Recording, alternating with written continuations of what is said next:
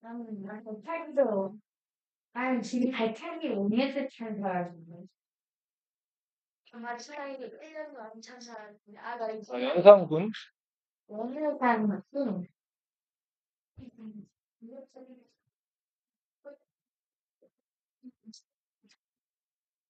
음, 1476년생.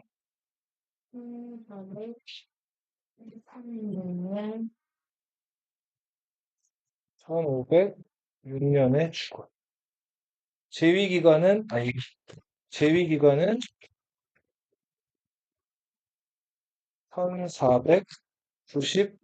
1495년부터 1506년까지.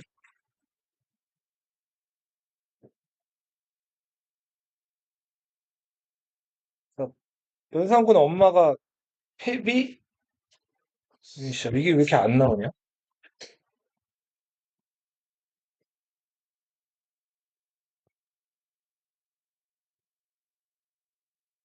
싫어요한 말.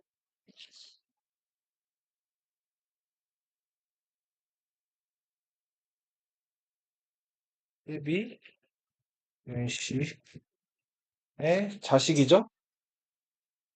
그 엄마가 폐위됐을 때 연산군은 이제 4살이었어요. 그래서 엄마 폐위되는 거를 잘 몰랐던 것 같아요. 정확하진 않지만. 그리고 연산군이 8살에 왕세자 책봉이 돼요.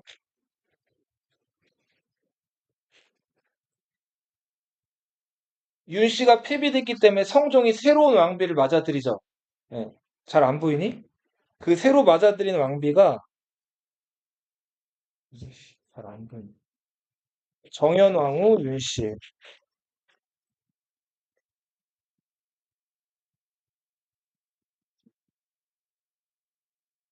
성종의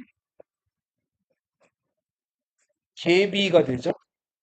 정비는 정비인데 윤 씨가 폐비내고 되어서 새롭게 이어서 맞이한 정비이기 때문에 계비.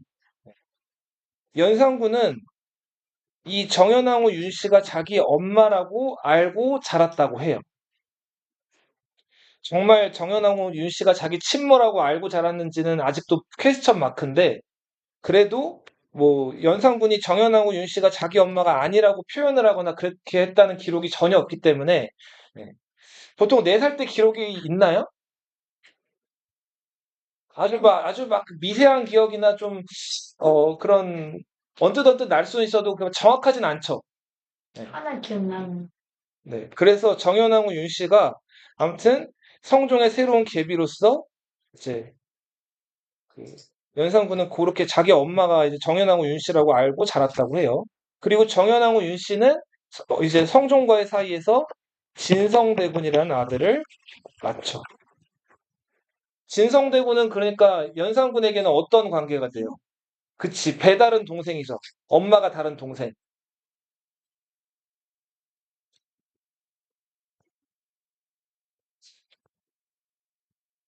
이게 왜 안 나와, 잘.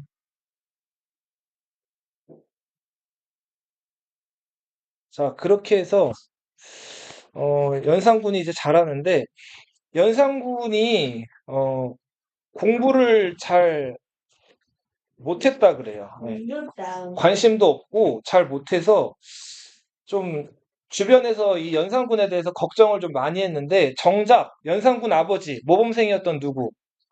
성종은 이 연산군이 공부를 못하거나 조금 이제 물리를 늦게 깨우치는 거에 대해서 그렇게 걱정을 많이 안 했다 그래요. 보통은 8살에 왕세자 책봉 되면서 요 8살 전후로 세자들은 성균관에 들어가요. 성균관은 조선시대 최고 교육기관이죠. 근데 연산군은 이 성균관 입학하는 나이가 12살에 들어갔다.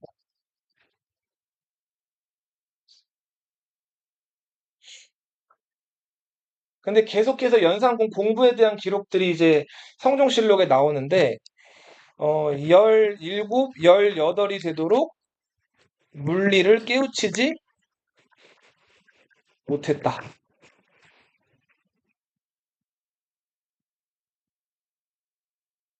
그리고 연산군의 스승은 이제 허침, 조지서, 이름이 조지서예요. 자, 이 허침과 조지서 이런 사람들이 이 연산군이 공부를 잘 못하고 그 서연, 세자가 참여하는 그 공부, 교육을 서연이라고 하는데 거기 이제 뭐 이런저런 핑계를 대고 자꾸 빠지니까 매번 특히 조지서가 이 연산군을 많이 혼냈다 그래요. 연산군은 어렸을 때 잔병치레가 많았어요. 일단은 자주 눈병을 앓았다 그래요. 안녕. 네. 여기 앉아요. 자, 눈병을 자주 앓았고 입이 자주 헐었다 그래요. 특히 천장이. 네. 입천장이 자주 헐었다고 하고요. 그리고 연산군은 네, 얼굴에 조그마한 종기가 자주 났다 그래요. 실제로 몸이 좀 약해가지고 좀 이래저래 약간 걱정스러운 그런 아이였다. 근데 연산군이 좋아하는 게 있었는데 시 짓는 걸 좋아했다. 그것만큼 잘 알면 그래서 연산군의 시가 지금 남아있는 시가 한 100편 정도가 지금까지 실록에 남아있고 전해져 온다고 하죠. 근데 조선시대 때 시를 짓는 거를 유학자들이나 학자들이 권장했을까요? 아니에요. 왜 아니었을까요? 시 지으면 뭐 문인으로서 좀 멋지고 좋지 않나? 이제 너희도 이제 나이 먹어서 알겠지만 이성이라는 게 있고 감정이라는 게 있죠. 그죠? 이성적인 판단은 이제 차갑고 냉정한 이런 판단, 합리적인 판단을 보통 얘기하죠. 감정에 치우치거나 이제 감정적이라고 하는 거는 왜 너희들 감성이라고 하면 더 쉽게 아나? 감정적인 거는 좀 뭐랄까 이성과는 반대되는 영역이 있는 거죠. 순간적으로 뭔가 치밀어 오르는 뭐 분노나 슬픈 감정이나 기쁜 감정이나 이런 것들. 보통 그 감정에 극에 달했을 때 그거를 글로 옮기면 그게 시가 되는 거죠. 그죠? 나중에 시간 지나가지고 감정에 치우친 일기라든지 시랍시고 내가 써놓은 글들 보면 어때요? 손발이. 이렇게 오그라들죠? 그쵸? 그래서 조선시대 유학자들은 그 감정에 치우치는 걸 경계해가지고 시 짓는 것 자체를 긍정적으로 평가를 안 했어요. 네. 근데도 연산군은 꾸준히 시를 지었다. 그리고 성종 아버지랑 공통점이 있었는데, 네, 동물을 좋아했어요. 근데 이때까지는 비슷한 줄 알았는데, 나중에는 연산군이 동물을 애호하지 않고 어떻게 하죠? 학대를 하죠. 막 짐승들 무리에 가둬놓고 활로 쏴 죽이고, 재밌나봐. 그런 짓들을 많이 했죠, 연산군이. 자, 그래도 크게 흠잡을 데 없이 조용히 아무튼 연산군이 20살까지를 보냈어요. 그러다가 성종이 이제 제위 25년 만에 죽게 되고 연산군이 이제 즉위하게 돼요. 연산군이 즉위하는데, 자, 연산군이 즉위하고 나서 제일 먼저 떠올랐던 이슈가 수륙제라는 이슈였어요. 수륙제는 불교 행사예요. 조선은 유교 국가인데 성종 장례식에 왜 불교 행사를 하는 거죠? 조선시대 여러 임금들은 조선이 물론 유교 국가지만 불교에 대해서 불심이 깊은 사람들이 많았다 그랬죠. 대표적으로 태조 이성계. 그쵸. 태조 이성계가 절친이 무학대사였고 굉장히 또 불심이 깊었고 세종대왕도 그랬고 세조도 불심이 굉장히 깊었어요. 원각사란 절을 짓기도 하고 강경도감을 만들어서 그 불경들을 계속 간행해내기도 하고. 자, 그래서 전반적으로 이 불교에 대해서 왕실에서 어느 정도 그 불교 행사를 열고 거기에 참여하는 거에 대해서 그냥 그러려니 하는 관습처럼 이어져 오고 있었단 말이에요. 근데 유학자들은 이거 굉장히 못마땅히 했고 특히 성종 때 우리 아니되옵니다 하는 대간의 힘이 커졌다 그랬죠. 처음에는 훈구 대신들 걸고 넘어지려고 처음에 성종이 힘을 실어주기 시작했는데 훈구 대신들이 이제 수명이 다해서 죽어버리고 나니까 이 대간들이 타겟을 어디로 돌렸다 그랬죠? 왕한테 돌려가지고 성종 이렇게 기죽이거나 성종 꺾어버리는 거를 자기네 자랑으로 여겼다 그랬잖아요. 이 대간들이 이제 성종 죽은 다음에 수륙제를 연다고 하니까 이거를 이제 반대하기 시작을 하는 거예요. 아니 되옵니다, 전하. 수륙제 여시면 안 됩니다. 그리고 성종은 또 불교를 좋아하지 않았던 왕이에요. 유학자로서 모범적인 군주였기 때문에 이걸 좋아하지 않은 걸 핑계 삼아가지고 요걸 예로 들면서 수륙제를 지내면 안 된다는 거예요. 자, 연산군은 계속 수륙제를 하겠다고 하고 대간은 아니 되옵니다. 보통 대간들이 아니 되옵니다 반복했는데 왕이 안 들어주면 어떻게 할까요? 그만해요. 그만해요? 끝까지. 그냥 그만해. 귀찮아. 그만둬요. 자기 자리를 그만두는 거예요. 그걸 뭐라고 하죠? 사직을 하는 거예요, 사직. 근데 혼자 그만두는 게 아니라 그 대간 전체, 홍문관, 사간원, 사원부의 관원들이 단체로 사직을 하는 거예요. 사표를. 그러면은 유학군주는 그걸 어떻게 해야 돼요? 자기에게 충성스러운 얘기를 하는 대간들을 붙잡아야 돼요. 그럼 간청을 하면 대간들이 마지못해서 어떻게 하는 거예요? 다시 돌아와요. 이거 복직을 하는 거예요. 근데 또 왕이 자기들 말대로 안 해요. 그러면 또 어떻게 해요? 또 사직하는 거예요. 그래서 이 말도 안 되는 그 정말 불필요한 이런 소모적인 사직과 복직, 그 줄다리기 실갱이를 계속 또 반복을 해요. 자, 그러던 중에 또 한 가지 이슈가 이제 하나 불거져 나오는데 성종의 묘호를 뭘로 정할지. 자, 아직 성종은 성종이 아니었어요. 죽은 왕이었기 때문에 대행왕이라고 불렸을 뿐 성종이라고 아직 불리지 않은 상황이었단 말이에요. 자, 성종의 묘호를 당시 대신은 큰 대자의 신하 신자죠. 높은 신하들이에요. 충구 대신들. 이 사람들은 이미 그, 어, 그 대간 시절을 거쳐가지고 이제 품계가 높은, 그리고 어떻게 보면 대간들의 공격 대상이 되는 사람들이에요. 이 대신들은 왕이랑 좀 더 어떨까요? 가깝겠죠. 그죠? 왜냐하면은 그 대간들에게 같이 공격받는 처지니까. 그래서 성종 때부터 이 대신들 일부는 왕의 편을 드는 경우들이 종종 있었어요. 대표적으로 우리 저번 시간에 잠깐 얘기했는데 성종 때 왕편 들다가 쫓겨난 사람, 임사홍이라는 사람이 있었죠. 그죠? 그런 식으로 이 대신들 일부들은 너무 대간이 지나치다는 생각을 하기도 했었고 그 왕의 편을 결정적인 순간에 드는 경우가 많았어요. 성종 연산군 초반 때 활약했던 대신으로는 노사신이라는 사람이 있었어요. 노사신. 이 사람은 성종 때 여러 편찬 작업에 참여했던 이제 과거에도 급제했던 아무튼 그 준수한 수재면서 대신인데 성종의 묘를 정할 때 그 노사신이 성으로 정하자 그래요. 이룰성. 이룰성자라는 말 이름만 들어도 알겠지만 뜻이 나쁜 뜻 같아요. 되게 좋은 뜻 같아요. 좋은 뜻이죠. 자, 그래서 연산군도 성 괜찮네. 고려에도 성종이 있었는데 여러 가지 체제 정비한 왕이니까 괜찮아. 성종으로 하자. 자, 근데 대가는 뭐 문제가 없다고 해도 태클 걸기 좋아한다 그랬죠? 걸고 넘어진 거예요. 인을 쓰자는 거예요. 음, 자, 근데 이거는 나름 합리적인 주장이긴 했어요. 자, 일단은 성은 그 자체는 좋은 뜻이긴 한데 문제는 이 인이라는 단어예요. 인은 뭐 할 때 인일까요? 사람? 인성? 사람 인사이. 인의 예지할 때 인이 어질 인자란 말이에요. 자, 인의 예지는 유교에서 강조하는 덕 중에 사덕이죠. 사덕 중에서 제일 앞에 적혀 있는 거죠. 군주의 덕목으로 강조되는. 그래서 인은 유교 국가에서 올릴 수 있는 묘호 중에서 상당히 수준 높은 그 묘호란 말이에요.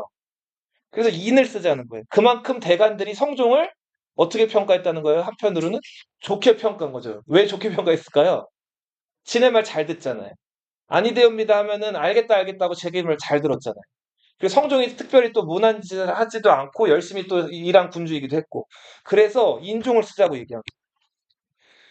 근데 연산군이 한번 내가 성종 좋다고 했는데 계속 대간이 뭐 하자 그래요. 인을 쓰재요. 여기서부터 살짝 이제 삔또가 상하기 시작을 해요. 그래서 연산군이 안 읽던 책을 갑자기 가져와요. 그 다음에 자 중국 송나라 때 인종 황제가 있었는데 송나라 인종은 저 거란한테 시달리기만 하고 영 형편이 없었어. 우리 아버지 그런 황제랑 똑같은 종격으로 두자는 거야? 그리고 중국에서 인을 한번 쓴 사례가 있으니까 인 쓰지 말고 아버지가 원래 중국을 열심히 섬겼으니까 우리 뭘 쓰자? 성을 쓰자는 거예요. 이거 가지고 또 대간들이 사직하고 연산군은 아유 뭘 사직까지 해. 돌아와. 복직하고가 반복이 된단 말이에요. 자, 그래도 대간이 뜻을 굽히지 않으니까 연산군이 야, 그 지금 인종 얘기했던 사람 그리고 수륙제 반대했던 사람 나와. 자, 나오라고 했더니 157명이 나왔어요. 다 네. 야, 너희 저 감옥에 좀 들어가라. 내가 말하는 거 왜 안 들어? 157명을 가둬버림. 자, 이때부터 대간들이 뭔가 이전 왕 성종이랑은 많이 분위기가 다르다, 쎄하다는 걸 느끼기 시작을 해요. 자, 그리고 이 157명이 하옥된 거에서 시작이 돼가지고, 근데 이제 주변 대신들이 말려요. 아무리 그래도 대간이 이렇게 간언을 하면 대간을 가두는 사례는 역대 조선 건국한 일에 없었으니까 풀어주시라고 한단 말이에요. 그래서 그거 가지고도 또 대신이랑 실갱이를 벌이다가 연산군이 풀어줘요. 대신에 3명은 과거 시험을 3년 동안 못 보게 하고 21명은 유배를 보낸다. 자, 연산군 만만치 않죠. 그러면서 연산군이 남긴 얘기가 있어요. 내가 다른 건 다 참아도 이거는 못 참아. 능상. 내가 이거는 못 참겠다는. 능이 뭐냐면은 능멸한다 할 때 능이. 능멸이 뭘까요? 능멸. 혐오. 그치, 누군가를 뭔가 부정적으로 혐오하거나 업신여기거나 이렇게 좀 깔보거나 비아냥거리는 걸 능멸이라고 해요, 능멸. 근데 상은 뭐예요, 상? 윗상자죠? 아랫놈들이 윗사람을 능하는 거, 능멸하는 거를 나는 견딜 수가 없어. 앞으로 능사하는 놈들이 있으면 내가 다 처리할 거야. 자, 요런 식으로 연산군이 이제 슬슬 속내 이빨을 드러내기 시작을 하죠. 자, 윤탕로라는 사람이 있었어요. 이 윤탕로라는 사람이 죄를 지었어요. 무슨 죄를 지었냐면 성종 죽어서 장례식을 치르고 있는데 그 장례식 와중에 몰래 술집에 가가지고 기생을 만난 거예요. 기생이 뭐하는 사람들이죠? 그치. 술집에서 술 따라주고 남자들 술시중 드는 여자죠. 때로는 몸도 갖다 바치고. 그 기생을 만나가지고 네, 그렇게 한 거예요. 자, 그럼 돼요, 안 돼요? 그 상 중에 남이 특히 왕이 돌아가셨을 때 고기도 못 먹게 하거든요. 육식을 금하게 한단 말이에요. 술도 못 먹게 하고 육식도 못 먹게 하고 특히 이제 성관계 가지는 걸 못하게 했는데 그걸 다 어긴 거예요. 근데 이 윤탕로가 윤씨죠. 세조의 부인 정의영하고 윤씨의 친척이었어요. 그래서 대비의 친척이기 때문에 이 윤탕로를 원래대로라면은 꽤 세게 처벌해야 되는 건데 유교 국가라서 연산군이 적당히 좀 봐주자 그래요. 그러다가 풀어주자고 한단 말이에요. 대관들이 가만히 있었을까요? 아니되옵니다, 전하. 윤탕로가 지은 죄가 엄중하기 때문에 강력하게 처벌해야 됩니다. 라고 얘기합니다. 비슷한 시기에 정문영이란 사람이 우의정에 임명이 돼요. 정문영은 정씨죠. 삼봉 정도전이라고 들어봤어요? 이방원한테 죽임당한? 그치. 정도전의 증손자였어요. 근데 정도전이 이방원한테 죽은 다음에 조선 왕조 500년 내내 뭐가 됐죠? 역적 명단에 올랐죠. 이방원이 이제 정도전을 굉장히 싫어해가지고. 그래서 원래 정도전 그 가족들이나 혈통들은 자, 좋은 관직에 못 나갔는데 그래도 요때 요 전 단계에서 어찌저찌 사면이 돼가지고 이 정문영이라는 사람, 정도전 증손자가 우의정까지 오를 일이 생겼어요. 인사명단에 올라간 거예요. 자, 이것도 이 정문영은 능력이 특별히 뛰어나지도 않고 그렇다고 또 잘못한 것도 없어요. 그냥 오랫동안 관직 생활을 했기 때문에 그냥 관례대로 아, 저만 하면 저 사람 우의정 할 때 되긴 했지. 별로 능력은 없지만 해서 대신들이 추천을 한 거예요. 연산군도 뭐 옛날부터 그렇게 하던 거면 그렇게 해. 자, 근데 대관들이 이 정문영 또 신분을 걸고 넘어져요. 정도전의 자손이고 능력도 없고 그러니까 우의정으로 그렇게 막 대신들이 얘기한답시고 막 넙죽 이렇게 임명하면 안 되고 막 이게 줄줄이 얘기를 하는 거예요. 자, 이때도 연산군이 이거 다 어떻게 했을까요? 윤탕로 사면하고 정문영도 우의정으로 강제로 임명을 한단 말이에요. 자, 결국 대간 그리고 왕의 싸움에서 계속 누가 자기 주장대로 하고 있죠?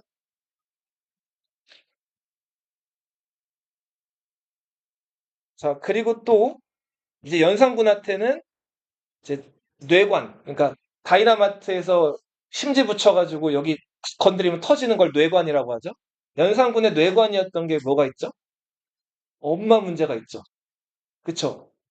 연산군 엄마 문제가 뇌관이었는데 다들 신하들 마음 한편에는 조마조마했어요. 사실 성종이 패비윤 씨 사약먹이라고 할 때 그 자리에서 대부분 다 동의하고 이거를 최소한 이제 동의는 못하더라도 다 그냥 그러려니 했던 사람들인데 연산군이 만약에 이걸 끄집어낸다면은 여기서 사약을 안 받거나 유배를 안 갈 사람이 없다고 할 정도로 다 지금 거기 그 패비윤씨 사건에 다 연루가 돼 있었단 말이에요. 근데 연산군이 성종 죽고 나서 5개월쯤 지나가지고 아버지 무덤, 성종 혹시 무덤 어딘지 알아요? 어디 있는지 알아요? 음, 찍어봐. 서울에 당연히 서울에 있어요. 네, 성종의 무덤. 일단 무덤은 뒤에 뭐가 붙어요? 릉이 붙죠, 릉. 자, 너희가 알고 있는 릉 다 찍어봐. 정릉, 순릉이에요, 선릉. 성종의 무덤이 어디라고요? 분당선 2호선 교차된 선릉 알죠? 예. 그 선릉인데 성종이 그 선릉에 참배하러 갔어요. 연산군이 성종릉에 참배하러 갔는데 거기 이제 성종의 묘지석이 서 있었을 거 아니에요? 그 묘지석에 성종의 생년월일부터 해가지고 이름, 일대기가 쭉 적혀 있는데 성종 부인에 대해서도 쭉 적혀 있었겠죠? 근데 여기 보니까 그 연산군은 그동안 자기 엄마가 그죠? 정현왕후 윤씨라고 알고 있었는데 자기 엄마가 그죠? 웬 윤기견이라는 사람의 딸이라는 거예요. 근데 자기 엄마라고 알고 있던 정현왕후는 윤후라는 사람의 딸이거든요. 근데 윤기견의 딸이 자기 엄마라는 거예요. 그리고 왕비가 됐으면은 이 왕비에게 붙는 요 정현이라는 이런 칭호가 있어야 되는데 그런 표현이 없어요. 자, 그래서 이제 주변 사람들한테 물어보죠. 야, 윤기견이 누구고 윤기견의 딸이 내 엄마라고? 내 엄마는 윤호의 딸로 알고 있는데 이렇게 물어봐요. 자, 그래서 자기 엄마가 패비윤 씨라는 거를 그제서야 알게 됐다 그래요. 자, 그래서 그 연산군이 이걸 담아두고 있다가 자기 재위한 지 이제 한 3년 정도 지났을 때 신하들한테 이렇게 얘기를 해요. 자, 지금 내 어머니의 묘가 그 윤씨 지 묘라고 해가지고, 그러니까 윤씨의 묘라는 거예요. 이거는 왕비의 무덤으로서 대우를 받고 있는 거예요, 못 받고 있는 거예요? 못 받고 있는 거죠. 윤씨 지묘라고 해가지고 방치되고 있고, 그 무덤의 봉분이 뭐예요, 봉분? 그 덮은 흙이죠. 이게 다 파헤쳐져가지고, 이거를 뭐 사기나 여우가 다 파헤쳐가지고, 지금 관짝이 다 드러날 지경이니까, 이 윤씨 지 묘를 다른 곳으로 옮기고, 이 묘를 좀 잘 관리하자, 잘 꾸미자라고 신하들한테 얘기를 한단 말이에요. 근데 이거는 금기사항이었던 게 윤시지묘라고 이름 지은 다음에 뭐 1년에 한 번씩 관리는 하되 여기다 손대거나 이름을 바꿀 생각은 절대 하지 말라고 명령 내렸던 게 누굴까요? 성종이었단 말이에요. 성종이 당시에 기분이 굉장히 그 윤씨에 대해서 나빠가지고 내가 죽은 다음에도 이거 절대로 이름 바꾸거나 여기 옮기지 말라 그랬단 말이에요. 근데 연산군이 이걸 어떻게 하겠다 그랬다고요? 옮기자고 한 거예요. 자, 무덤을 옮기는 거를 좀 어려운 얘기를 오늘 많이 하네요. 예. 천장이라고 불러요. 자, 무덤 옮기는 걸 뭐라고 한다고요? 천장. 자, 윤씨묘를 천장을 하겠다. 자, 이때 또 대관들이 단체로 아니, 되옵니다. 반복을 하죠. 음, 연산군이 여기 굴했을까요? 굴하지 않았을까요? 또 굴하지 않죠. 자, 그렇게 해서 결국은 자기 어머니 무덤을 또 양지 바른 곳, 또 좋은 곳으로 옮긴단 말이에요. 그리고서 이거를 거의 왕비의 어떤 무덤의 형식에 준하는 형태로 바꿔버려요. 다짐하면 연산군 4년, 이 해가 무오년이에요. 네, 그쵸. 어우, 똑똑하네. 많이 알고 있네. 성종이 죽었기 때문에 성종실록이 편찬됐겠죠? 실록은 어떻게 편찬돼요? 잘. 잘? 와, 저 사과수 있으니 무엇? 그치. 왕이 평소에 혼자 다니지 않고 역사 기록하는 사관들이랑 같이 다니죠. 그 사관들이 성종의 일거수일투족을 다 기록한 자료를 뭐라고 하죠? 사초라고 하죠. 이 왕이 죽으면은 그 왕이 살아생전에 남겼던 어떤 기록이나 이런 것들을 사관들이 다 모아요. 그 사초들을 모아가지고 실록을 만드는 거예요. TMI. 자, 사초를 모아가지고 실록을 다 완성을 했어요. 그러면은 그 원사료, 사초는 어떻게 할까요? 버려요. 버려요. 근데 어떻게 버릴까요? 불에 활활 태워. 불에 태워? 물로 지워요? 물로 지우는 게 맞아요. 자, 물로 지우는데 냇가에 가가지고 그 이제 원사료 사초들을 그 물에 이제 물이 잘, 그 종이가 잘 이렇게 녹잖아요. 그치. 그렇게 해서 물에다 흘려보내는데 이거를 세초라고 불러요. 얼굴 닦는 걸 세수라고 하죠. 사초를 다 이제 실록을 완성한 다음에 물에 씻겨가지고 흘려내려보내는 걸 뭐라고 한다고요? 세초라고 불러요. 근데 그건 나중에 얘기할 거고. 아무튼 실록이 만들어지는데 이때 실록을 편찬하는 책임자가 이극돈이라는 사람이었어요. 이 사람은 훈구 대신 이극돈의 형제, 뭐 이극감, 그, 뭐 이극증, 뭐 이런 사람들, 이 오형제가 있는데 이 오형제가 다 과거 시험에 급제한 사람들이에요. 그러니까 이런 사람들, 이제 유전자가 좋은 사람들이죠? 엘리트 집안인데 이극돈이 이 당시에 실록을 그 완성하는 그 책임자였어요. 근데 이 대신들이 직접 실무 그 아주 시시콜콜한 일까지 다 하진 않죠. 그러면 실제로 그 실록에 올라갈 사초들을 이제 고르고 여기다가 이제 기록해 놓은 걸 제출하고 하는 이런 좀 자질구레한 일들을 하는 사람은 좀 품계가 낮은 사람들. 김일손이라는 사람이 이걸 담당을 했어요. 김일손은 사림이죠. 그리고 김종직이라는 사람의 제자였어요.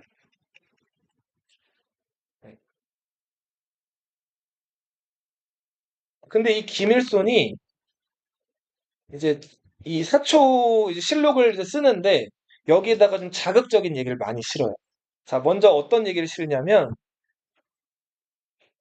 자기 어떻게 보면은 위에 상관이라고 할 수 있는 이극돈 까는 얘기를 실어요. 이극돈이 과거 시험 잘 열심히 급제하고 뭐 능력이 좋아가지고 출세한 게 아니라 불경을 잘 외워서 세조의 눈에 예쁘게 보여가지고 전라도 관찰사로 취임을 했다는 거예요. 자, 유학자들한테 불경 잘 외운다는 얘기는 어떤 얘기예요? 비꼬고 디스하는 거, 까는 거란 말이에요. 그 중들이 얘기하는 그 불경이나 잘 외워가지고 관찰사가 됐다. 그리고 이 이극돈도 마찬가지로 성종의 상중에 기생을 끼고 놀았다. 그러니까 여기 달린 남자들은 다 이제 출세하면 이렇게 되나 봐요. 아무튼 그 왕 장례식 때 이제 기생을 끼고 놀았다. 또 그런 얘기들을 성종실록에다가 실은 거예요. 이극돈 입장에서 어때요? 자기 욕하는 거를 실록에 실었다니까 기분이 많이 나빴겠죠. 자, 그래서 김일손을 찾아가가지고, 야, 이거 너무한 거 아니냐. 이거 좀 빼자. 그랬더니 김일손이 안 됩니다. 절대 뺄 수 없습니다. 이렇게 나온 거예요. 이국도 입장에서 어때요? 빡치죠. 그래서 여러 사람들, 대신급의 여러 사람들을 찾아다니면서 미주알고주알 얘기를 다 해요. 근데 실록이라고 하는 거 역사관들이 쓰는 거에 대해서 그 누가 타치하거나 태클을 거는 게 금기시돼 있던 나라가 조선이기 때문에 함부로 이걸 또 어떻게 할 수도 없는 상황이었어요. 아, 이극돈이 화가 잔뜩 나 있었는데 이때 눈에 들어온 남자가 하나 있었어요. 유자광이라는 사람이 있었어요. 이자. 이극돈이 유자광에게 가가지고 이 사실을 미주알고주알 다 얘기를 해요. 자, 유자광 세조 때부터 출세했는데 유자광 첩의 자식이었죠? 출세할 수 없는 신분인데 세조 눈에 잘 들었다가 예종한테 남이의 또 영모 사건 구변해가지고 또 출세하고 여러 번 공신이 됐던 인물이죠. 근데 성종 때는 안타깝게도 임사홍 무리로 이제 이렇게 분류가 돼가지고 패비윤 씨 이렇게 또 이렇게 보호하다가 쫓겨난 인물이 유자광인데 이때 기회를 본 거예요. 자, 그래서 유자광이 이거 이런 얘기 싫은 거 보니까 이 김일손이라는 놈 이거 문제가 있는데 그러면서 김일손이 실록에 실은 사초들을 유자광이 꼼꼼히 다 읽어봐요. 근데 읽어보니까 이극돈 까는 거 이상으로 더 파급력이 큰 폭탄 같은 사안들이 많았단 말이에요. 자, 그 대표적인 게 조의제문이라는 글이었어요. 자, 여기서 조는 누군가 돌아가셨을 때 조문 간다고 하죠. 의제라는 중국의 황제를 조문하는 글이에요. 세계사 배운 친구들은 의제라는 황제를 들어본 적이 있을 거예요. 의제는 어리디 어리고 아무것도 모르는 능력 없는 그냥 바지 사장이었어요. 근데 이 의제가 누구한테 죽임을 당하죠? 항우라는 그 아주 그 용기 백배하고 힘센 신하한테 의제가 죽임을 당한단 말이에요. 그리고서는 이 왕자리를 뺏겨요. 자, 이 글은 김종직이라는 살인의 글이었어요. 자, 이 김종직 성종 때부터 활약하던 그 대간의 리더로서 활약하던 살인의 우두머리였죠? 그러니까 김일손 입장에서는 자기 스승이었던 김종직의 글을 이 실록에다 실은 거예요. 근데 왜 갑자기 뜬금없이 중국 그 의제라는 황제 죽은 얘기를 실었을까요? 그렇죠. 의제는 누구에다 비유한 거죠? 단종이었고 항우는 누구에다 비유한 거예요?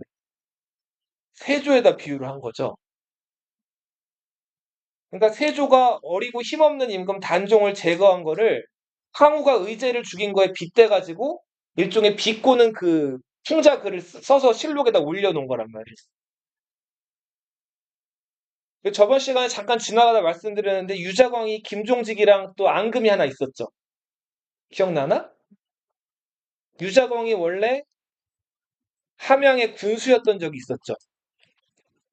그때 유자광이 이제 자기 임기가 끝나고 김종직이 함양의 군수로 임명된 적이 있는데 유자광이 시를 써가지고 액자에다 넣어서 이거를 함양에 있는 한 누각에다가 이렇게 걸어놨는데 김종직이 이제 후임 군수로 와가지고 그 유자광이 썼다는 글을 보고 어떻게 했다 그랬어요.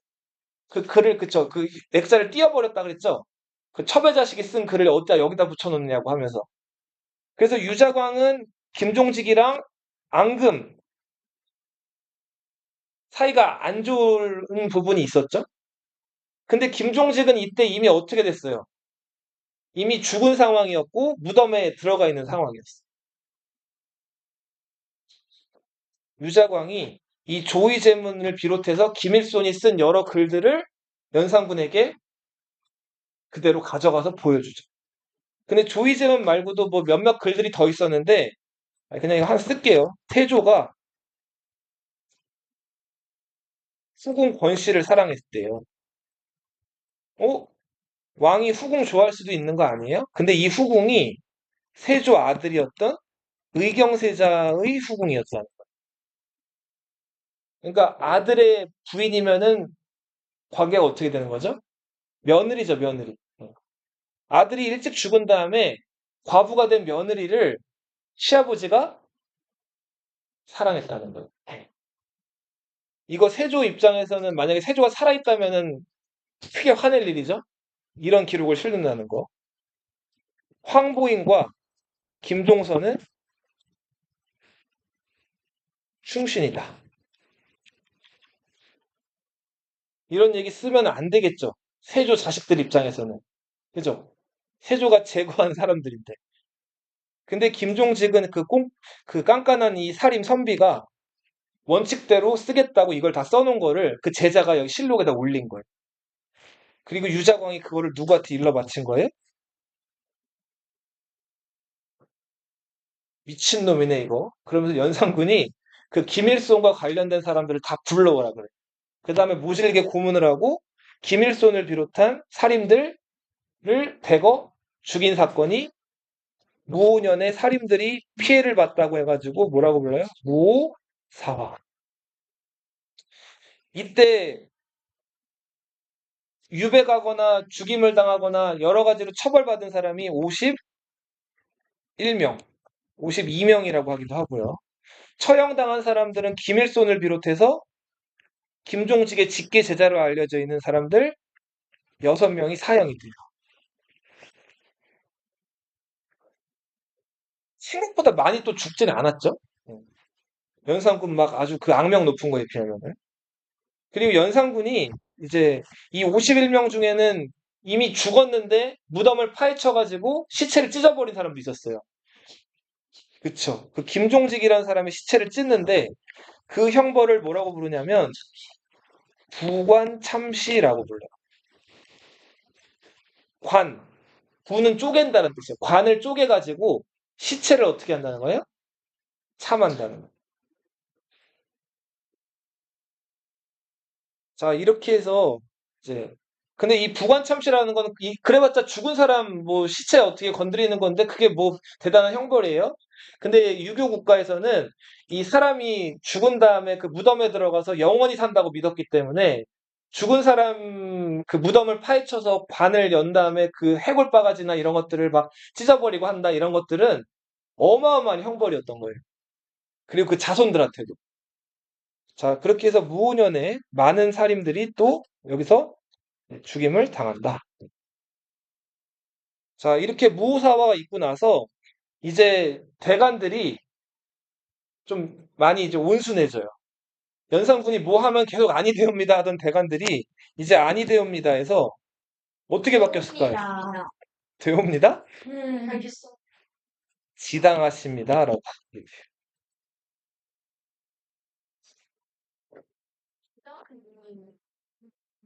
뭐 마땅히 맞다, 옳다 이런 뜻이에요. 부정에서 긍정으로 바뀌었죠. 자, 이렇게 연산군이 이제 어, 많은 또 선비들을 제거를 이렇게 자기 편으로 이제 끌어들여 놓고서 이제 탐닉하기 시작한 거. 슬슬 본색을 드러내요. 그치. 뭐가 시작해 먼저? 술, 그리고 여자, 그리고 잡기. 예. 뭐 나중에 너희들 출세하면 경계하세요. 네. 술이 시작이에요. 선생님 술 안 마시거든요. 네. 그 주사과의 뜻은 네. 그 알코올 그냥 입에다가 집어넣는 말씀입니다. 그리고 이제 여자를 가까이 하기 위해서 근데 여자 만나는데 못생긴 여자 만나고 싶고 예쁜 여자 만나고 싶고 예쁜 여자 만나고 싶죠? 그래서 전국에 예쁜 여자를 데리고 오라고 해요. 관리들을 보내서. 그 관리들을 채홍사라고 불러요. 홍이 뭘까? 홍. 굵을 홍자인데 여자를 뜻하는 거예요. 채는 뭐예요? 채. 채집. 어, 그런 뜻이에요. 자, 그리고 채홍사를 보내서 전국에 예쁜 여자들을 1000명을 데리고 오게 하는데 이 1000명을 운평이라고 불렀어요. 근데 1000명은 많죠, 너무. 초등학교 한 3개의 학교 전교생 다 모아놓은 게 1000명인데 너무 많죠? 그죠? 그래서 이 운평 1000명 중에서도 예쁜 여자를 또 골라요. 그렇게 해서 300명을 추리는데 무슨 뭐 오디션 보는 것 같죠? 300명을 뽑는데 그 300명을 흥청이라고 불렀어요. 이 흥청에 뽑히는 기준 첫 번째 1번 뭘까? 1번 미모. 미모에서 가장 많이 고려된 거. 그치? 일단 말 그대로 이목구비, 외모와 연령, 어린 거. 네. 아이돌 뽑는 거야, 아이돌. 40, 50 먹고 아이돌 할 수 없죠. 너희 엄마 예뻐도 엄마 아이돌 할 수 있어요? 없죠. 장원영이 왜 이쁘다는 소리 들어요? 제맛이 22살이니까. 예쁘잖아요. 그리고 25살이 다 장원영 같진 않죠. 그죠? 자, 그 다음 두 번째. 뭘까요? 음악을 할 줄 알아요. 근데 이 음악에는 좀 음악이 광범위해서 노래를 부르는 거랑 춤 실력도 다 들어가요, 여기. 그러니까 누군가 연주를 해주면 거기에 맞춰서 같이 놀 수가 있어야 돼요. 왜 좀 얼굴이 예쁜데 끼 없는 애들 있죠? 그냥 가만히 있는 애들. 그 싫다는 거예요. 네. 그다음 세 번째, 성격을 본대요. 성격은 뭐 거짓말 치면 되니까 너무 이 잘해. 성격이라고 하는 거는 술자리에서 얼만큼 연산군의 비위를 잘 맞추는지. 네. 그렇게 해서 이 흥청을 또 셋으로 나눠요. 왕의 사랑을 듬뿍 받은 흥청을 천과 흥청. 왕과 잠자리를 했지만 왕을 만족시키지 못해가지고 왕이 다시 찾지 않는 흥청을 반천과 흥청.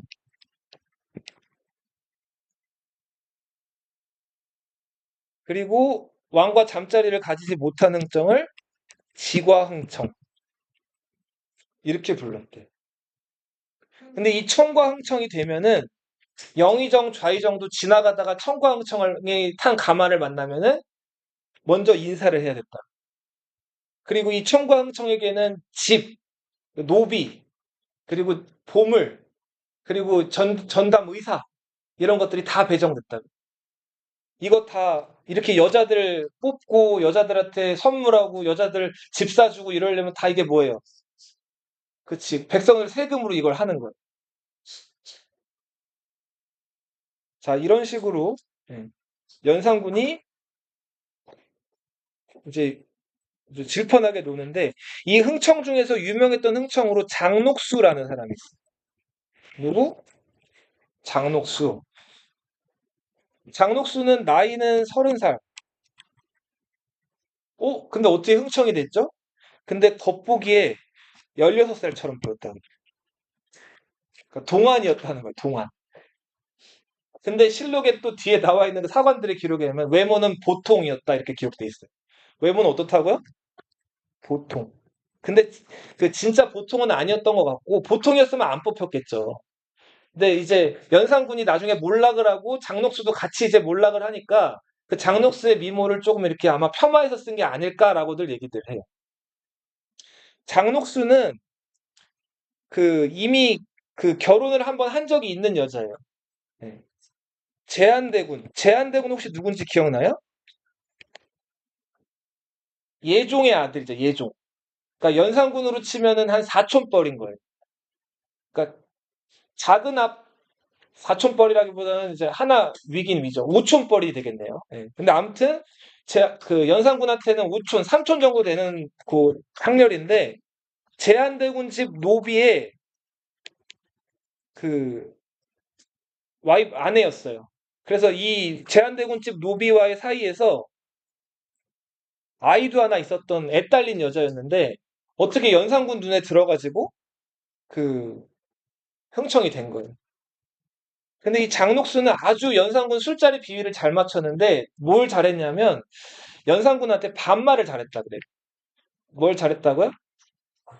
왕한테 반말하는 사람들 있어요? 없죠. 근데 왕한테 아주 어떻게 보면은 남들 앞에서 아주 그냥 연산군이 어떻게 보면 기분이 좀 나쁠 수도 있는데 야, 야 이런 식으로 연산군한테 반말을 잘했다고 하고 그리고 야사에는 또 이런 얘기가 전해져요. 어떤 얘기가 전해지냐면은 연산군이 그 이렇게 술을 마시고 있다가 연산군한테 이렇게 엎드리라고 얘기를 해요. 그럼 연산군이 장녹수 앞에서 엎드려요. 그럼 장녹수가 어떻게 할까요? 연산군 위에 올라탄다 그래.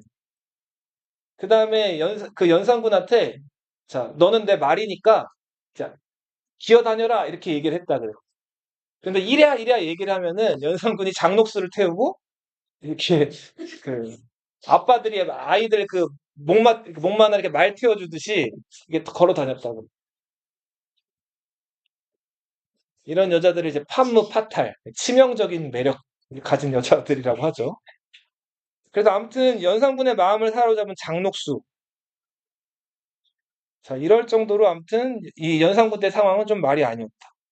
그리고 연산군은 사냥을 또 되게 좋아했는데 사냥 다닐 때마다 그 산에 들어가야 되잖아요. 짐승들이 있는.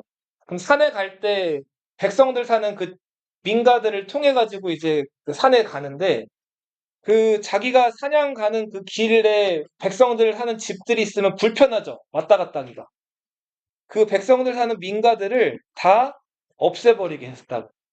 나 다른 데 이사 가거나 쫓아버리고 집을 허물어버리고 그리고 거기다가 금표라는 걸 만들어서 이 새끼줄을 쳐놓고 금표를 딱 정해놓고 여기에다가는 집도 지을 수가 없고 오로지 다 사냥 갈 때 왔다 갔다 하는 출입로로만 사용해라. 이렇게 얘기했다고 하죠. 자, 연산군이 이렇게 막장 행각을 벌이고 있을 때 이제 연산군 근데 좋아하는 10년 갑자년.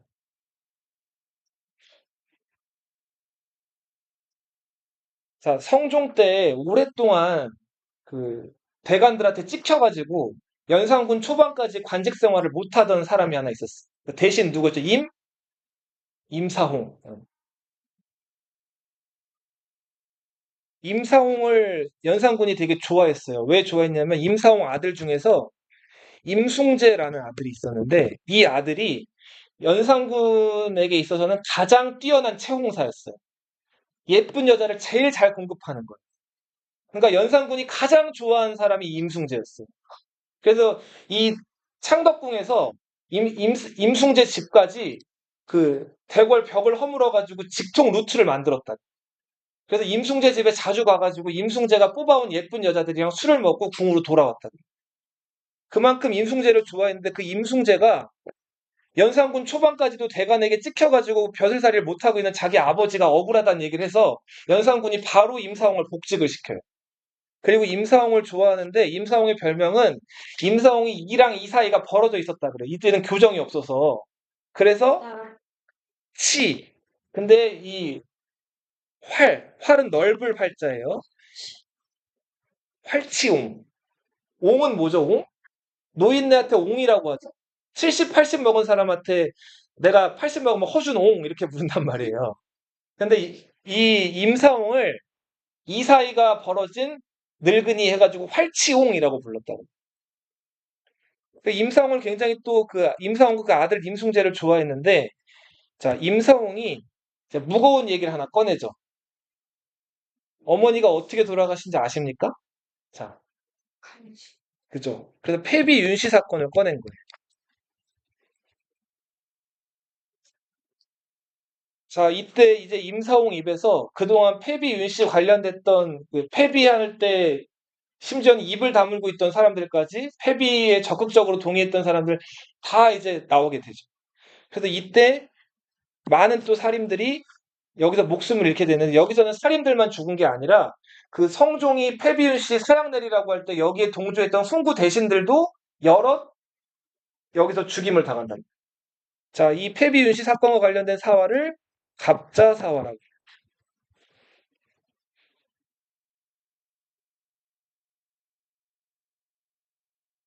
이세자라는 사람이 있어요. 이 사람은 그 성종 때 좌부승지로서 그 패비윤 씨한테 서약을 직접 가져다 준 장본입니다. 이때는 예조판서였는데 연산군이 저 이세자가 우리 엄마한테 사약 갖다 줬다고? 내가 저놈 언제 한번 혼쭐을 내줘야겠다. 자, 잔치를 열었는데 이세자한테 술을 줘요. 근데 이세자가 자기가 회비윤 씨한테 사약 갖다 줬다는 그 전적이 있었기 때문에 연산군이 술 주러 오니까 덜덜 떨었던 거예요. 그래서 술잔을 이렇게 들고 있는데 손이 계속 떨려요. 자, 그 상황에서 연산군이 술을 따라주는데 자, 손을 잡고 떠니까 술잔을 어떻게 했을까요? 술잔은 술을 막 흘리는 거예요. 그러다가 결국은 너무 힘이 빠져가지고 긴장을 해서 술잔을 놓쳐요. 그 놓친 술잔이 어디로 떨어졌을까요? 연산군 입고 있는 옷, 골룡포죠? 이쪽으로 쏟아진단 말이에요. 연산군이 그 술 때문에 골룡포가 다 젖어요. 화를 잔뜩 내죠. 자, 그리고 나서 다음날 별일 없는 것처럼 지나간 줄 알았는데 이세자를 유배를 보내라 그래요. 예조 판서가 나라의 예법을 관장하는 그 판서가 임금 옷에다 술을 엎었다고 저건 예조판서 감이 아니다. 그래서 유배를 보낸 다음에 얼마 안 있다가 이세자도 어떻게 했을까요? 아이. 죽여버리죠. 이렇게 자기 어머니 죽음과 관련된 사람들을 죽이게 돼요. 그 다음에 소용 정씨, 수구의 엄씨. 소용이나 수구이는 후궁의 그 레벨이에요. 후궁의 그 직위. 그러니까 성종의 후궁들이거든요. 남편이 하나인데 부인이 여럿이라고 생각해봐요. 부인끼리 사이가 좋을까요, 안 좋을까요? 좋을 리가 없죠. 남편이 하나인데. 남편 사랑 가지고 부인들끼리 서로 안 좋을 거 아니에요. 이 둘이서 편먹고 패비 윤 씨를 헐뜯는데 앞장섰던 사람들이. 그래서 결국은 성종이 이들 얘기를 듣고 또 패비를 하게 됐다는 얘기도 있는데 아무튼 자, 이 임사홍 입에서 이 사람들 얘기가 나온 거예요. 그래서 연산군이 이 둘을 밤중에 궁궐로 불러들여요. 그 다음 어떻게 했을까요? 그냥 죽이지 않고 고문을 하죠. 자, 조선시대 때 여자들은 원래 고문을 안 해요. 고문 잘못하면은 여자들은 금방 어떻게 돼? 몸이 약하니까. 죽거나 이런 데가 부서져 버리죠. 예. 그래서 그 모진 고문이나 이런 것들을 잘 안 하고 기껏해야 곤장이나 이런 정도 때리는 건데 곤장만 맞아도 이런 데 살가죽이 다 벗겨질 정도니까 여자들이 또 몸이 약하잖아요. 근데 이례적으로 이 둘을 데려다 놓고 연산군이 직접 고문을 지시를 해요. 막 다리를 줄이를 틀어라부터 해가지고 막 무자비하게 고문을 하는데 고문 중에 소용 정 씨의 아들 안양군과 동안군을 밤중에 궁안으로 불러들이게 해요. 그 다음에 이 소영정 씨랑 수기엄 씨 얼굴을 헝겊으로 가렸기 때문에 안양군이랑 봉안군은 자기 엄마인 줄 알았을까요? 몰랐을까요? 모르죠. 자, 아무것도 모르고 온 안양군이랑 봉안군한테 연산군이 몽둥이를 하나 갑자기 전해줘요. 그 다음에 자, 할머니 인수대비를 음해하고 인수대비를 죽이려던 역적들이니까 자, 너희가 이 몽둥이로 이 역적들을 요절을 내라. 자, 그래서 안양군이 먼저 나무 몽둥이를 들고 자기 친엄마죠. 소용 정 씨를 때리기 시작을 해요. 자, 약하니까 더 세게 때려라.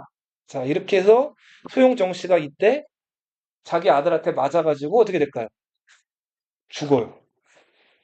그리고는 아직 죽었는지 안 죽었는지 확인도 안 된 상태에서 이 봉황군한테 자, 이번에는 너가 때려 하고 몽둥이를 넘겨준단 말이에요.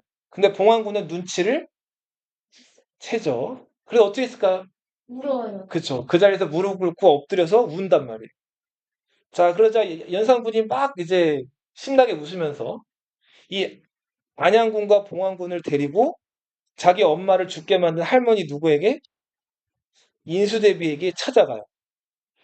내가 내 어머니를 죽인 그 이 나쁜 여자들에 대해서 복수를 했습니다, 할머니.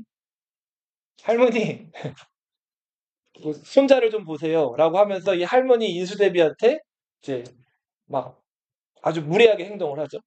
그래서 사극이나 드라마 같은 데서는 이 연산군이 여기서 더 나아가가지고 할머니 인수대비의 목을 어떻게 했다 그래?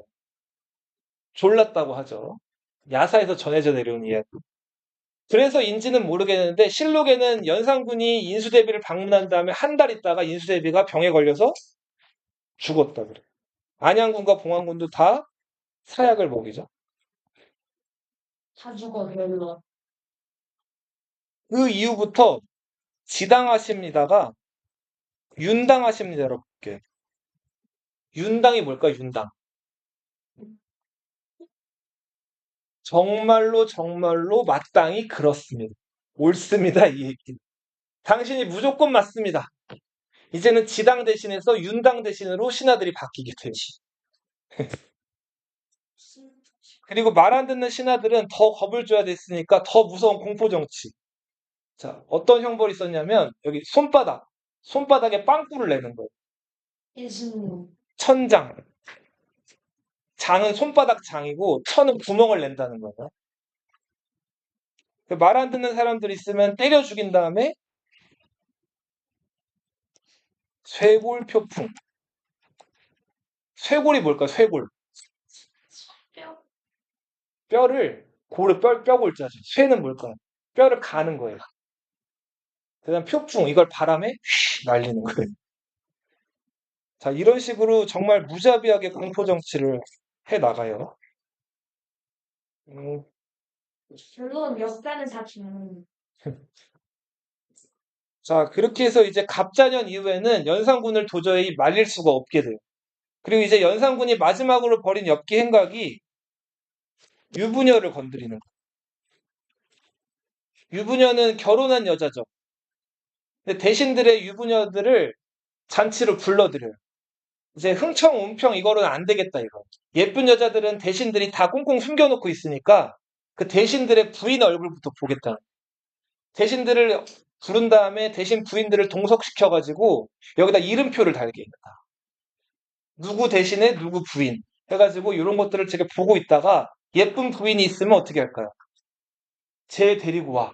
그렇게 해서 박숭질이라는 대신의 부인을 데리고 가서 10일 동안 궁궐에서 이제 꽁냥꽁냥 했다고 하죠. 근데 재미난 거는 박숭질의 부인이 이제 10일 후에 집에 돌아온 다음에 그때부터 남편이랑 관계가 점점 멀어지고 이 박숭질의 부인이 그 대고를 보면서 꽃단장을 하고 항상 대고를 그리워했다는 그런 후문이 따라왔다고. 연산군이 잘해줬나 봐요. 자, 그렇게 해서 유부녀를 건드리는데 여기서 더 나아가서 이제 월산대군. 월산대군은 성종의 형이죠. 그러니까 자기 큰엄마예요. 큰엄마의 월산대군은 이제 그 큰 아빠고 부인, 그러니까 큰엄마죠. 월산대군 부인 박씨. 이 박씨를 평소에 연산군이 눈여겨보고 있었는데 당시 연산군 나이가 32살. 박씨의 나이가 52세. 위아래 안 가리죠. 어린애들만 만나다가 이제 나이 먹은 여자에 좀 꽂힌 거예요. 그래서 월산대군 부인 박씨를 가까이 했는데 실록에 나와 있어요. 임신을 했어요. 52세인데. 어? 네? 그 나이는 이제 폐경이 와서 임신을 못할 때인데 지어낸 얘기인지 임신을 한 건지는 모르겠는데 진짜 임신을 했다고 나와 있어요. 그리고는 월산대군 부인 박씨가 충격을 받죠. 월산대군 부인 박씨의 동생은 박원종이라는 사람인데 여기 누나 있는 사람 있어요? 자, 누나한테 지나가다가 이 박원종이 왜 그러고 살아? 나 같으면 그냥 자살할 것 같아. 누나한테 그렇게 얘기를 하는 거예요. 임신한 누나한테. 누나 어떻게 했을까요? 죽였어. 자살했어요. 자, 박원종은 어땠을까요? 슬퍼요. 너희 누나한테 자살하라는데 누나가 자살했으면 어떨 것 같아요? 저 자식 진짜. 크게 실수한 거죠. 그리고 연산군이 너무너무 미웠겠죠. 박원종이 연산군한테 원한을 품은 사람들을 모아요. 성희안. 이 사람이 이조 참판, 이품 공문이었는데 연산군한테 밉보여가지고 구품으로 강등이 됐어요. 2급 공무원이 9급 공무원이 돼. 유순정. 이 사람은 이 당시 이조 판서. 이 사람들이 연산군 저거 안 되겠어. 쳐버려야겠어. 모의하고 있는데 여기 누가 또 끼어들어요. 냄새를 맡은 유자광이 끼어들어요. 자, 이 사람 무사화 때까지는 그 연산군에게 꼬질러가지고 이제 연산군 비위를 잘 맞췄는데 무사화 이후부터 갑자사화 지나면서부터는 연산군이랑 거리를 둬요. 연산군이 하는 행동들이 이제 상상을 초월하고 도저히 말이 안 되는 행동들을 하니까 거리를 두고 연산군에게 반란을 꾀하려는 무리에다가 힘을 이제 실게 된단 말이에요. 그래서 이들에 의해서 군대가 모이게 되고 이들이 연산군이 머물고 있는 창덕궁을 쳐요. 자, 이 사건을 우리는 뭐라고 부르냐면 반정이라고 불러요. 뭐라고 부른다고요? 반정은 중국 역사책 춘추공양전에 나와 있는 표현인데 반란 반정의 줄임말이에요. 자, 잘못된 것을 바로 돌이킨다라는 뜻이. 이 반정을 일으킨 사람들이 연산군을 몰아내고 다음 왕으로 추대한 사람들은 정현왕후 윤씨의 아들이었던 진성대군이었어요. 연산군의 이복 동생이었죠. 이 진성대군이 중종으로 불리기 때문에 이 반정을 무슨 반정이라고 한다? 중종 반정이라고 한다. 자, 그 교재로 가셔서 빈칸만 빨리 쓰고 마칠게요. 나는 빈칸이 없다. 연산군 얘기를 원래는 자세히 잘 안 하는데 그냥 했어요 다. 자, 이거 그냥 선생님 저 대치동에서 고등학생들이랑 그 내신 수능 수업할 때는 야 연산군 때 무호사화랑 갑자사화 이렇게 하고 넘어가요. 근데 그러면 기억이 하나도 안 남죠. 어. 그래서 이 이야기를 풀라고 연 수업이에요. 아, 너무 뒤로 앞으로 좀 페이지 40페이지. 성종 때는 대간 권력의 시대였죠? 아니되옵니다. 아니도 연산군이 무호사화를 일으키죠. 네. 이 무호사화 때 기억해야 될 키워드는 조, 의제, 문.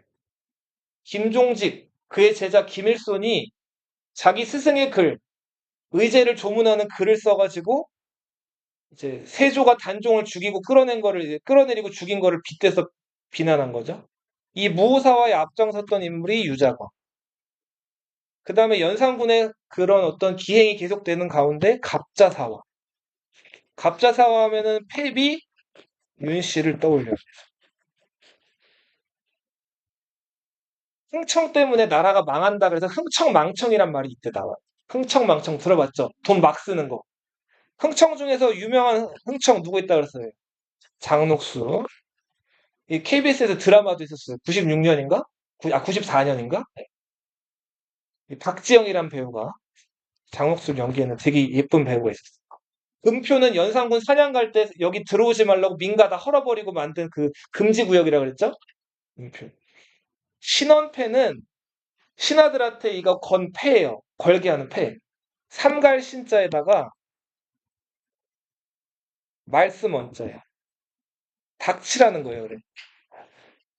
여기 신원패에 써있던 얘기는 그 입은 화가 들어오는 문이고 혀는 몸을 베는 칼이다. 그러니까 말 조심하라는 거예요. 월산대군 부인 박씨와의 추문 끝에 박씨가 임신을 하고 죽으면서 박씨의 동생이었던 박원종이 연산군을 쳤죠. 그게 무슨 반정이다?